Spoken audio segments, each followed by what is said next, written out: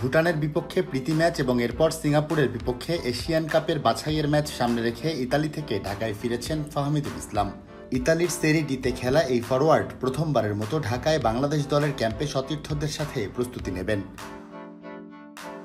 Italy থেকে বুধবার সকালে ঢাকায় ফিরে বিমানবন্দরে ফুটবল প্রেমীদের উষ্ণ অভিনন্দনে সিক্ত হয়েছেন ফাহমিদুল।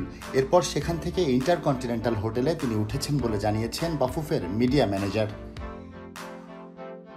আগামী ৪ জুন ভুটানের বিপক্ষে প্রীতি ম্যাচ এবং ১০ জুন সিঙ্গাপুরের বিপক্ষে এশিয়ান কাপের বাছাইয়ের তৃতীয় রাউন্ডের ম্যাচ খেলবে বাংলাদেশ। মূলত সিঙ্গাপুর ম্যাচ সামনে রেখেই ১৮ বছর বয়সী তরুণ ফরোয়ার্ডকে প্রাথমিক দলে রেখেছেন কাবরেরা।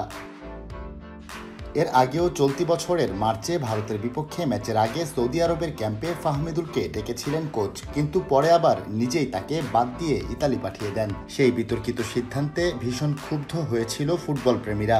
এবার তাই সবার নজর থাকবে ফাহমিদুল শেষ পর্যন্ত ম্যাচ স্কোয়াডে ঠাঁই পান কিনা। এই ঈদে জামা জুতো অ্যাক্সেসরিজের ডিসকাউন্ট। এই ২ ম্যাচ সামনে রেখে শুক্রবার থেকে ক্যাম্প শুরু করবেন কাবরেরা। ফাহমিদুলের মতো আরেক প্রবাসী সামিত সোম কানাডা থেকে আগামী বুধবার ঢাকায় ফিরবেন বলে জানিয়েছেন বাফুফের সহ সভাপতি ফাহাদ করিম।